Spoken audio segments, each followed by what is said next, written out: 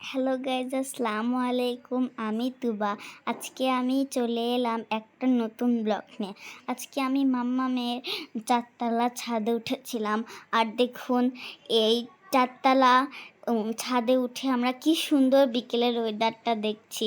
কি বলবো গাইজ, এত সুন্দর বিকেলের ওয়েদারটা, কি বলবো, মনে হচ্ছে এখানে একটা লাইট দেয়া।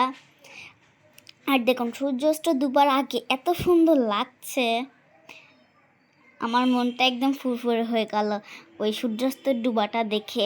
আরও দেখো কি সুন্দর মেঘ, একটা পরীর দেশ মনে হচ্ছে। এত সুন্দর গাইজ, আমি কি বলবো, আপনারা বাস্তবে দেখলে তো একদম পাগলই হয়ে যেতে, এত সুন্দর। উপর থেকে গাছগাছালিগুলো অনেক সুন্দর লাগছে।